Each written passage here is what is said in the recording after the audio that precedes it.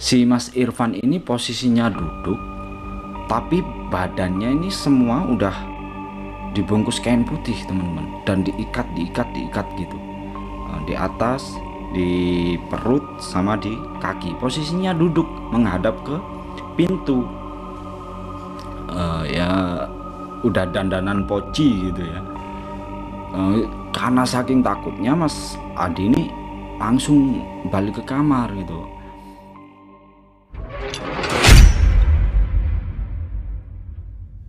Oke teman-teman, lanjut lagi ya, cerita tentang babi ngepetnya. Ini memang benar-benar panjang ceritanya. Di part sebelumnya, cerita terakhir itu kita sampai di ketika Mas Rudi ini dibersihkan ya, kita sebut aja dibersihkan gitu.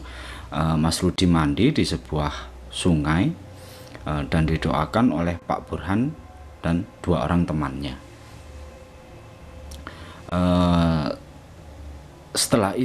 Setelah proses itu selesai, mereka balik pulang lagi ke tempat masing-masing. Keesokan harinya ini Mas Adi cari makan di warung langganan, sekalian beliin makan buat Mas Irfan juga, karena kondisinya belum benar-benar sehat ya setelah kejadian beberapa waktu. Meskipun udah istilahnya dibersihkan gitu, namun kondisinya masih belum benar-benar pulih, jadi masih butuh istirahat lebih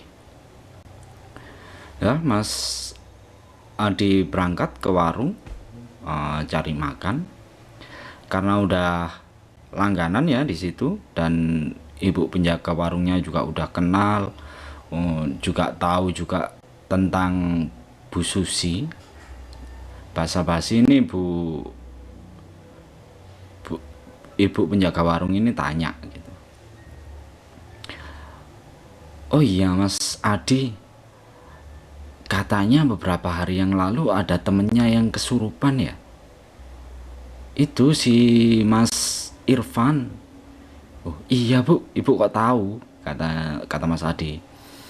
"Iya, ada beberapa warga sini yang kebetulan waktu itu lewat dan ngelihat ada ribut-ribut gitu di kamar ujung gitu." "Iya bener Bu, memang waktu itu si Irfan kesurupan yang waktu itu loh teman-teman. Mas Irfan ini ngerasa tidur, cuman Mas Adi sama Mas Wawan ini kan lihat dia sempat keluar gitu, dan itu ternyata memang kondisi lagi kesurupan ya. Jadi ada beberapa warga gitu juga yang tahu. Jadi bu penjaga warung ini tanya gitu kan, "Makin kesini kok makin serem ya Mas Adi," kata ibu penjaga warungnya. "Jadi makin takut saya kalau ada apa-apa gitu." "Iya Bu, udah, ibu ndak usah ikut-ikut, biar kita aja. Makin kesini emang masalahnya makin rumit Bu gitu." "Oh iya Mas Adi, moga semuanya selamat ya, nggak ada apa-apa." "Iya Bu," gitu. Dah akhirnya makanan udah selesai disiapin sama bu penjaga warungnya. Balik lagi Mas Irfan ini ke kos, taruh makanan di kamarnya buat Mas Adi sama Mas Wawan. Terus ada satu lagi yang diantar ke kamarnya Mas Irfan. Itu pintu kamarnya Mas Irfan ini tidak tertutup sempurna gitu teman-teman ya, terbuka sekitar 30-40 cm. Mas Adi ini nyelonong aja masuk gitu sambil ngomong, "Nih Pan, sarapannya, jangan siang-siang, buruan makan, kan lagi sakit, nanti nggak sembuh-sembuh" gitu. Tapi nggak ada respon, nggak ada jawaban sama sekali dari Mas Irfannya. Begitu ditengok ternyata Mas Irfan ini masih tidur gitu, menghadap ke tembok ya, posisinya miring menghadap ke tembok gitu. Jadi kayak membelakangi Mas Adi. Karena dipikirnya lagi tidur, Mas Adi balik lagi ke kamarnya. Mas Wawan tanya, gimana? Udah sehat si Irfan? Gitu. Masih tidur dia.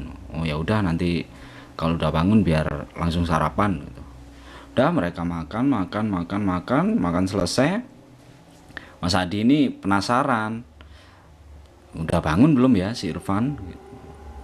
Dan dia pingin nengokin lagi gitu, balik ke kamarnya. Dia nyalain rokok, terus keluar, gitu jalan. Tadi kan waktu Mas Adi keluar dari kamarnya Mas Irfan itu kan pintu dibiarkan terbuka sedikit gitu teman-teman ya, nggak ditutup lagi. Tapi waktu Mas Irfan nengokin lagi ini yang kedua kalinya, posisi pintu udah nutup itu, nutup rapat udah. Diketok-ketok sama Mas Adi karena kan nggak enak ya, diketok-ketok lama gitu, nggak ada respon sama sekali, nggak ada jawaban. Akhirnya Mas Adi ini inisiatif dibuka pintunya. Baru dibuka, ceklek gini kan, nggak sampai penuh, bentar gini Mas Adi ini kaget minta ampun, shock gitu ya. Dia ketakutan, lari balik ke kamar, kenceng udah lari. Sampai di kamar Mas Wawan heran, kenapa kok kayak ketakutan gitu, lari-lari ketakutan. Mas Irfan ini ngos-ngosan ya, wajahnya panik gitu, ketakutan. Dikasih minum sama Mas Wawan biar agak tenang. Setelah tenang baru ditanya-tanya gitu, ada apa gitu. Diceritain lah sama Mas Adi. Jadi Mas Adi itu waktu buka pintu itu, yang dilihat Mas Adi, si Mas Irfan ini posisinya duduk, tapi badannya ini semua udah dibungkus kain putih teman-teman, dan diikat gitu, di atas, di perut, sama di kaki. Posisinya duduk menghadap ke pintu. Ya udah dandanan poci gitu ya. Karena saking takutnya Mas Adi ini langsung balik ke kamar gitu. Nah, Mas Wawan ini responnya kayak apa ya, ngeremehin gitu. Aduh, halusinasi kamu ini, masa iya si Irfan kayak gitu? Beneran Wan, aku nggak bohong, itu dia bener-bener dibungkus itu seluruh badan, kayaknya pakai spray, kain spraynya kan warna putih. Nggak tahu itu gimana dia caranya bungkus dirinya sendiri itu kan. Mas Wawan ini kayak masih nggak percaya gitu sama ceritanya Mas Adi, dipikirnya mengada-ada. Udah, kalau nggak percaya kamu tengokin sendiri, kata Mas Adi kayak gitu. Ya udah, aku lihat dulu si Irfan gitu, tapi temenin, nanti kalau itu beneran poci aku nggak berani gitu. Enggak, aku takut, katanya Mas Adi kan ya, karena masih ketakutan dan masih kebayang-bayang gitu di pikirannya. Udah, nggak apa-apa, temenin berdua, ayo, diseret-seret gitu sama Mas Wawan. Akhirnya mau ditemenin. Begitu nyampe depan pintu itu nutup lagi teman-teman. Padahal kan ndak ditutup lagi ya sama Mas Adi waktu dia lari tadi. Terus diketuk-ketuk sama Mas Wawan, nggak ada jawaban sama sekali, tetap nggak ada jawaban. Terus akhirnya inisiatif dibuka sama Mas Wawan, dan ternyata waktu Mas Wawan ngebuka pintu itu posisinya Mas Irfan ini masih tidur posisinya di atas kasurnya gitu. Ya nggak ada apa-apa, wajar aja kayak posisi tidur waktu pertama tadi Mas Adi nganter makanan. Mas Adi yang lihat kayak gitu itu cuman bengong gitu loh, kok kayak gini, padahal yang tadi aku lihat kan bener-bener wujud poci gitu. Terus Mas Wawan itu liatin Mas Adi tuh kayak ngeledek gitu ya, apaan ini dia lagi tidur kok gitu kan ya. Mas Adi tuh udah nggak bisa ngomong apa-apa karena bingung gitu ya. Akhirnya mereka berdua masuk, Mas Irfannya dibangunin, suruh sarapan, makan gitu. Akhirnya mereka bertiga ini sambil ngobrol-ngobrol gitu. Cuman yang ngobrol ini cuma Mas Irfan sama Mas Wawan ya yang dominan. Si Mas Adinya itu cuman liatin aja ke Mas Irfan, itu kayak heran gitu loh. Ini anak kenapa? Terus tadi yang aku lihat itu apa? Kayak masih nggak habis pikir gitu loh. Mas Adi itu. Akhirnya mereka ngobrol banyak. Karena udah siang, Mas Adi sama Mas Wawan mesti berangkat kuliah. Akhirnya pamit sama Mas Irfannya. Mereka siap-siap, beberes, berangkat kuliah. Setelah kuliah, sekitar jam 2 gitu ya, mereka mutusin buat pergi lagi ke rumah Pak Burhan buat cerita-cerita lagi gitu, sama tanya-tanya lah. Akhirnya mereka pergi berdua ke rumah Pak Burhan. Begitu sampai diketuk-ketuk kan, Pak Burhan, Pak Burhan, Assalamualaikum. Berkali-kali, itu lama nggak ada respon sama sekali dari Pak Burhannya. Akhirnya yang terakhir tuh disapa agak kenceng gitu ya, sama ngetoknya juga agak dikencengin lagi. Terus ada respon dari dalam, Waalaikumsalam gitu, buka pintu ceklek-ceklek gitu. Dan waktu pintu dibuka,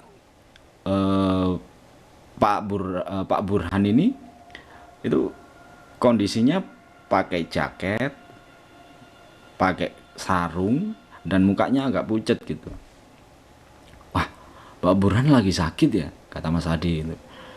Iya, ini biasa, mungkin kecapean, namanya juga udah tua, kata Pak Burhan kayak gitu. Aduh Pak, jadi nggak enak kalau saya bertamu kayak gini gitu. Udah nggak apa-apa, lagian saya juga nggak ada yang nemenin gitu. Ayo masuk mereka duduk, diceritain lagi sama mereka berdua kan apa yang terjadi tadi pagi gitu. Mas Adi cerita ke Pak Burhan begini. Terus responnya Pak Burhan ini tuh sangat berbeda ya kayak dari responnya Mas Wawan yang kayak ngeledekin gitu, kamu halusinasi gitu. Tapi Pak Burhan itu kayak diem gitu ya, diem, agak nunduk gitu, sambil tangannya ini gerak-gerak, merenung gitu agak lama. Mereka berdua ini juga nggak berani tanya gitu ya, karena dipikirnya Pak Burhan ini lagi nerawang sesuatu gitu pikirannya mereka.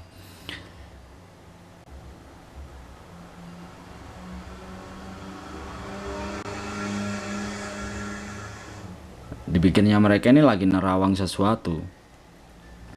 Akhirnya Pak Burhan tuh bilang, iya Di, betul. Ya gimana ya, namanya Irfan ini kan belum benar-benar bersih, meskipun kapan hari itu udah dimandiin, udah kita doain, tapi kondisinya ini belum benar-benar sempurna gitu, belum betul-betul bersih. Karena memang apa yang dialami Irfan ini bukan hal-hal yang sepele. Ini berurusan sama pertumbalan. Jadi nggak bisa secepat itu dia balik normal gitu. Memang ada proses-proses tertentu lagi yang harus dilalui sama Irfan ini. Terus si Irfan ini di mana? Ada di kos Pak. Sama siapa sih Irfan? Ya sendirian Pak Burhan. Aduh, seharusnya ini jangan ditinggal sendirian si Irfan, harus ada yang nemenin. Wah gimana Pak ya, soalnya kita pada kuliah juga, kata Mas Adi sama Mas Wawan ya. Wah betul juga ya. Aduh gimana ya, sebenarnya sih saya pengennya si Irfan ini diambil aja sama keluarganya, pulang kampung gitu, biar ada yang jaga, biar ada yang ngawasin. Tapi masalahnya saya juga masih butuh Irfan ada di sini. Wah, repot ya. Terus Mas Adi itu jawab, iya juga Pak ya, kalau kita-kita aja nggak bisa kalau mesti ngawasin si Irfan setiap waktu karena punya kesibukan masing-masing. Terus Mas Wawan itu kayak nyautin gitu ya, nah gini aja Pak Burhan, Pak Burhan masih butuh saya nggak? Ya masih butuh sih. Emang kenapa Wan? Oh kalau masih butuh gini aja, nanti saya minta bantuan ke teman-teman kos yang lain yang kenal sama Irfan juga, yang tahu rumahnya, buat ngabarin ke keluarganya, biar keluarganya ada yang datang ke sini gitu buat nemenin dan jagain si Irfan. Terus Pak Burhan bilang gitu, oh iya benar juga, mending gitu aja. Iya Pak Burhan, gitu kan. Akhirnya obrolan waktu itu selesai, mereka berdua balik ke kos. Mereka itu cari gitu ya, siapa yang kira-kira bisa dimintai tolong untuk pergi ke rumahnya Mas Irfan. Karena rumahnya Mas Irfan ini lumayan jauh teman-teman dari situ gitu. Mereka kan ada di Jogja, nah rumahnya Mas Irfan ini ada di Semarang, jadi lumayan jauh tempatnya. Terus akhirnya ada satu teman gitu yang bersedia gitu ya buat bantu untuk ngabarin keluarganya. Akhirnya si teman ini berangkat ngabarin gitu. Nah dari teman ini nih dia juga mengalami hal aneh gitu, pengalaman aneh. Ini kejadiannya dia alami waktu balik dari Semarang ya, mau balik ke Jogja gitu. Nggak tahu ini dia kondisinya siang atau malam, perjalanan baliknya. Jadi waktu balik ke Jogja, perjalanan ke Jogja, ini udah malam sih. Oh udah malam berarti, udah malam. Dia bilang udah malam. Perjalanan dari Semarang, beberapa kali di jalan itu dia ini apa ya, kayak dicegat gitu atau ketemu poci itu sampai 3 kali teman-teman. Dan posisinya itu benar-benar terlentang di jalan gitu ya, sambil gini, poci utuh gitu terlentang di jalan. Dan itu ketemu sampai 3 kali, 3 kali berturut-turut gitu ya. Selama perjalanan itu beberapa kali itu dia sampai ngerem gitu, jalan ngerem tiba-tiba gitu, untung nggak kenapa-napa. Dan itu yang ada di tengah jalan ya, yang tiga kali itu, belum lagi yang waktu perjalanan terus dia lihat ada yang di belakang pohon, dia ada yang di pinggir jalan kayak gitu. Jadi beberapa kali itu benar-benar ketemu poci. Akhirnya dia itu memutuskan untuk jalannya tuh udah pelan-pelan aja, nyampe jam berapapun nggak masalah, asal selamat, sambil berdoa gitu ya. Pelan-pelan dia jalan, akhirnya nyampe ke Jogja juga gitu. Udah selesai di situ, keesokan harinya baru saudaranya Mas Irfan ini datang. Jadi Mas Irfan sekarang udah ada yang nemenin gitu. Setelah itu Mas Adi sama Mas Wawan balik lagi ke tempatnya Pak Burhan, ke rumahnya Pak Burhan, sekaligus ngabarin juga gitu ya, kalau sekarang Mas Irfan ini udah nggak sendiri, udah ada saudaranya yang menjagain, yang nemenin gitu. Lagi asik ngobrol mereka bertiga, ini tiba-tiba ada seseorang gitu ya, ada laki-laki naik motor, kayaknya naik ojek sih. Beliau turun dari motor, terus kayak bayar gitu, kayak naik ojek kan. Akhirnya dia masuk mengarah ke rumah Pak Burhan. Assalamualaikum. Waalaikumsalam. Mas Gali, tumben banget main ke sini gitu. Ternyata bapak-bapak ini adalah Pak Gali gitu, temennya Pak Burhan, sesama apa ya, praktisi mungkin ya, sama-sama orang yang mengerti hal-hal halus kayak gini, hal-hal gaib kayak gini. Dan Pak Gali ini usianya sekitar 50 atau 60-an gitu ya. Jadi beberapa tahun lebih tua dari Pak Burhan. Jadi Pak Burhan panggilnya Mas Galih gitu. Iya, ini kamu kenapa? Kamu ini ada apa? Ini perasaan saya kok beberapa waktu ini si Burhan kenapa-napa nih. Pasti ada sesuatu, makanya saya mutusin buat datang ke sini gitu. Ya nggak tahu ya teman-teman, ya balik lagi mungkin di kalangan mereka orang-orang yang bergelut di bidang yang sama gitu ya, di bidang gaib, terus di bidang halus kayak gini, mereka mungkin udah punya kayak semacam kontak batin gitu ya. Jadi kalau si ini kena ini, si itu lagi sakit atau kenapa-napa, itu kayak ada kontak batin gitu. Jadi bisa bisa tahu gitu. Akhirnya diceritain sama Pak Burhan ke Pak Galih ini tentang masalah babi ngepet ini dari awal sampai akhir, diceritain semuanya sama Pak Burhan ke Pak Galih. Akhirnya Pak Galih itu ngomong juga, iya, paling enggak saya juga bisa ngerasain ini energinya.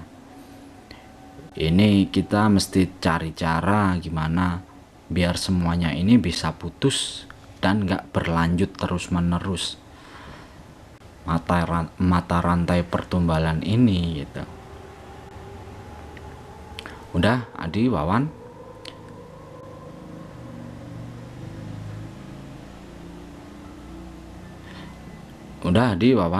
nanti saya ikut ya ke kos kalian. Saya mau lihat si Irfan gitu. Oh gitu ya Pak. Boleh Pak, monggo. Ya tapi bentar dulu ya, saya istirahat dulu. Nanti ya agak sorean gitu kita berangkat ke sana. Akhirnya mereka lanjut ngobrol membahas masalah itu lagi. Setelah dirasa Pak Gali ini udah agak enteng gitu ya, badannya udah nggak capek, berangkat mereka bertiga balik ke kosnya Mas Adi. Mas Adi sama Mas Wawan kan boncengan gitu ya. Jadi Pak Gali ini naik ojek lagi ke arah kos. Setelah sampai di kos, mereka mampir sebentar ke kamar Mas Adi buat naruh tas ya. Pak Gali itu nitip tas di kamar. Terus mereka langsung menuju ke kamarnya Mas Irfan. Dan kondisi pintu Mas Irfan waktu itu tuh tertutup gitu. Pak Galih nggak ngetuk sama sekali begitu nyampe di depan kamarnya. Dia cuma berdiri diam gitu di depan pintu, nggak ngetok, nggak ngasih salam apa-apa, nggak ada niatan untuk masuk gitu, cuman berdiri diem beberapa saat. Terus setelah selesai dia bilang ke Mas Adi, udah, saya paling nggak udah agak tahu ya masalahnya gimana, tapi nggak sekarang, kita tunggu sampai selepas maghrib, nanti kita balik lagi ke sini. Oh nggih Pak, monggo. Kita istirahat dulu di kamar saya gitu. Akhirnya mereka balik lagi ke kamarnya Mas Adi. Mereka ngobrol lagi. Singkat cerita, waktu maghrib tiba dan selepas maghrib akhirnya mereka balik lagi ke kamarnya Mas Irfan. Dan sekarang pintunya ini udah kebuka gitu ya. Dan di dalam itu ada Mas Irfan sama saudaranya, karena udah nggak sendirian. Akhirnya Mas Adi masuk, diikutin Mas Wawan sama Pak Galih, dikenalin lah sama mereka, Mas Irfan ini sama Pak Galih. Mas Irfan udah mikir ya, kalau Mas Adi bawa seseorang pasti ada hubungannya dengan hal-hal ini gitu, ada hubungannya dengan dirinya sendiri. Jadi dia nggak kaget lagi gitu. Udah kenalan, ngobrol-ngobrol, dan Pak Gali ini sedikit banget ya teman-teman ngomongnya, cuman ngenalin diri begini, saya temennya Pak Burhan, dan ini si Adi udah cerita begini, cuman gitu aja, nggak membahas hal yang spesifik gitu. Dan yang kebanyakan ngobrol itu antara mereka berempat gitu ya, Mas Irfan, saudaranya Mas Iwan sama Mas Adi. Pak Burhan itu cuman ngeliatin Mas Irfan aja tanpa ngomong apapun, dan Mas Irfan kan akhirnya merasa kayak apa ya, salting gitu ya, diliatin terus sama Pak Galih gitu. Mohon maaf Pak Galih, kenapa ya Pak Galih kok ngeliatin saya terus gitu. Udah, nggak apa-apa, nggak apa-apa, saya cuma lihat-lihat aja kok kondisinya kayak gimana gitu. Oh nggih Pak, katanya Mas Irfan. Akhirnya setelah itu Pak Galih ini ngode ke Mas Adi, udah di ayo keluar dulu gitu, karena Mas Adi udah nangkep gitu ya. Oke Pak, udah. Akhirnya pamit ke mereka berdua, mereka keluar dan balik lagi ke kamarnya Mas Adi. Terus dijelasin sama Pak Galih, jadi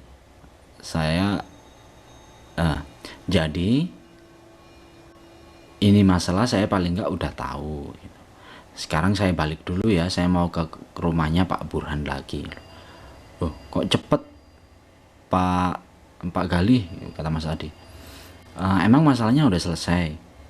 Bukan udah selesai, saya udah tahu garis besar masalahnya, dan ini perlu saya obrolin dulu sama Burhan buat langkah-langkah apa yang mesti kita lakukan gitu.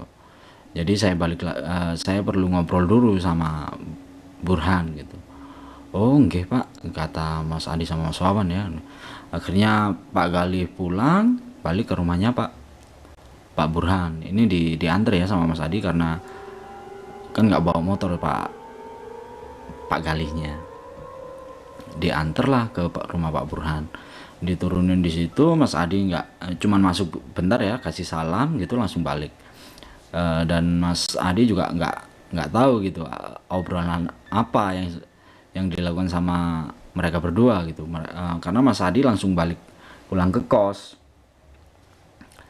Udah selesai waktu itu, singkat cerita, hari Sabtu Pak Galih sama Pak Burhan ini tiba-tiba datang ke kos. Mereka berdua datang ke kos, Mas Adi sama Mas Wawan ya agak kaget ya, karena tiba-tiba mereka berdua datang gitu. Terus mereka ngajak ngobrol. Mas Adi nyaranin, udah Pak, biar enak kita ngobrolnya di warung aja gitu, warung langganan itu yang kapan hari Mas Adi beli makan. Akhirnya mereka berempat ke situ semuanya, dan Pak Galih ini buka omongan. Jadi gini, hal pertama yang mesti kita lakukan itu kita mesti nyelamatin sukmanya Bu Susi terlebih dahulu. Ini yang paling utama. Tapi masalahnya, saya juga butuh Bu Susinya, tubuhnya Bu Susi saya juga perlu ikut. Jadi kita harus bawa dia juga ke sana. Soalnya kan gimana? Kita mau ambil sukmanya, tapi tubuhnya nggak ada, wadahnya nggak ada, kan repot gitu. Oh iya ya Pak ya, nggak ada rumahnya ya, kata Mas Adi kayak gitu. Iya, makanya gimana caranya kita bisa bawa Bu Susi ini ikut kita ke goa itu gitu. Wah repot juga ya. Terus Pak Burhan bilang gini aja, coba kalian berdua tanya ke Pak Budi, kira-kira kapan Bu Susi ini bakal balik ke gua itu. Kan Pak Budi bilang dalam kurun waktu 3 bulan sekali. Biasanya Bu Susi kan selalu ke gua itu gitu. Coba aja ditanya ke Pak Budi biar kita lebih enak. Masa iya kita mau dengan cara paksa ya kan, bawa Bu Susi, kita paksa, kita ikat, gimana pun juga, meskipun dalamnya itu bukan Bu Susi kan, meskipun dalamnya itu babi, tapi raga luarnya ini kan tetap seorang wanita. Kan nggak enak juga dilihat orang. Kita juga nggak enak kan kalau harus pegang-pegang maksa kayak gitu. Oh iya Pak, Pak Burhan, kata Mas Adi gitu. Nanti kita coba tanyakan ke Pak Budi kapan tepatnya mereka bakalan balik ke gua itu lagi gitu.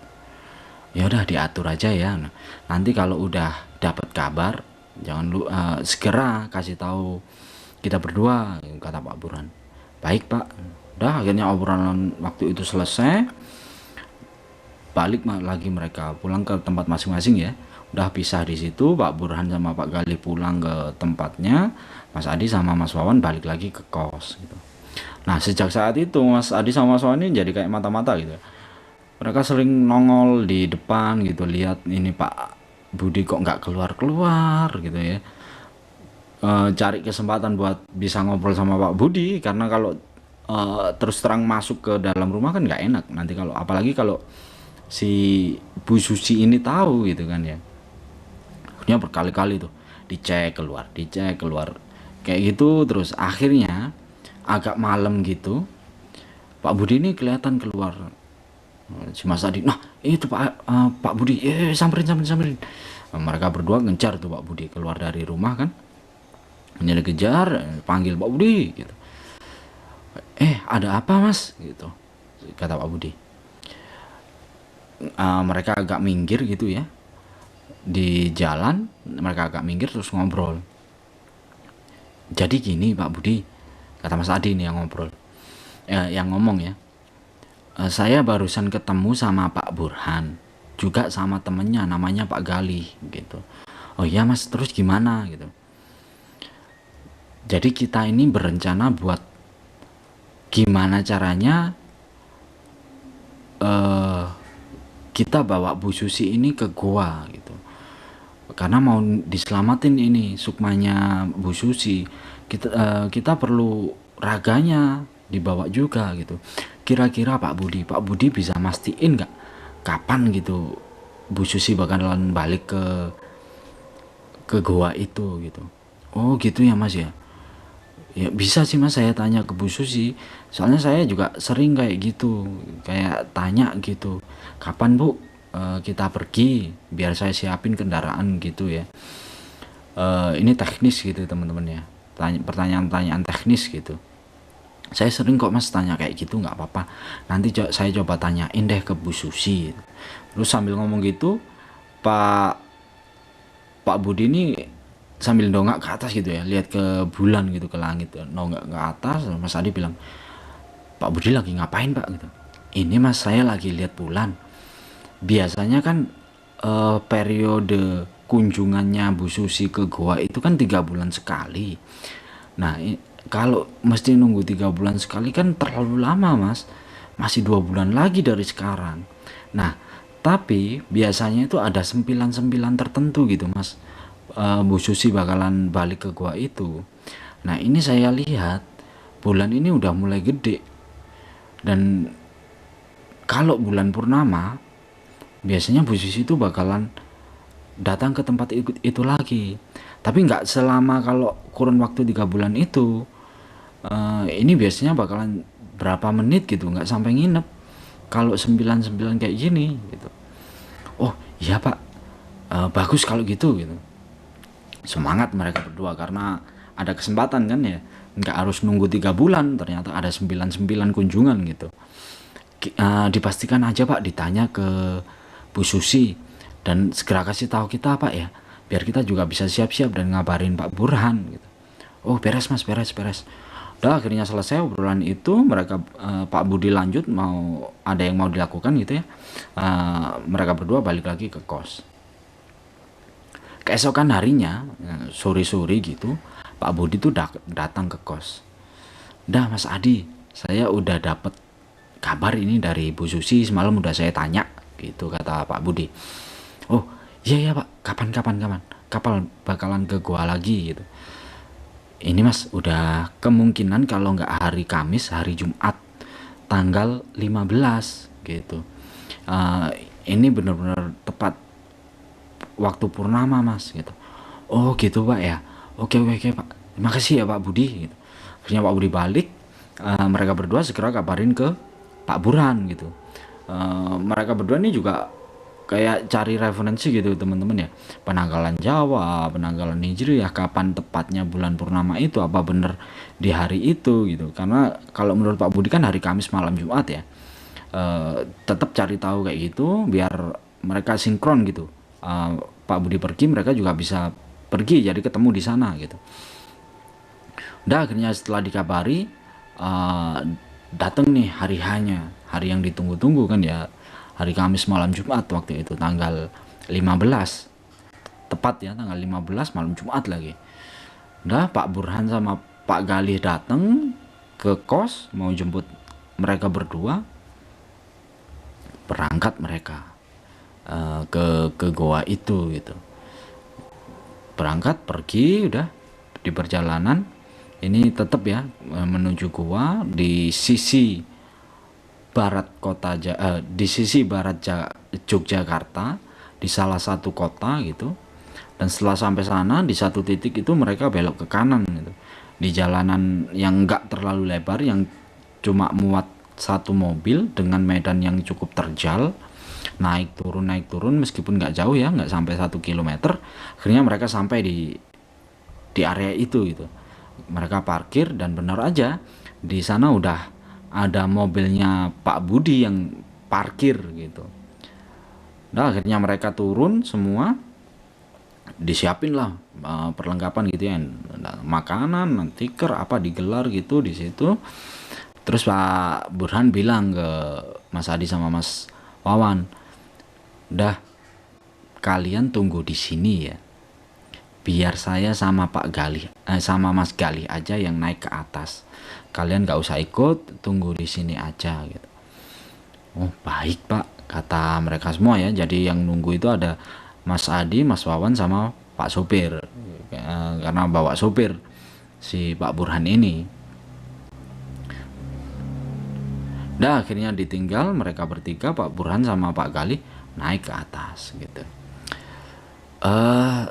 Kayaknya juga cukup segini ya teman-teman ya untuk part ini, untuk menjaga durasi juga, karena memang cerita ini benar-benar panjang dan rumit gitu ya. Jadi butuh beberapa part gitu buat bisa menyelesaikan semua cerita dengan tuntas gitu.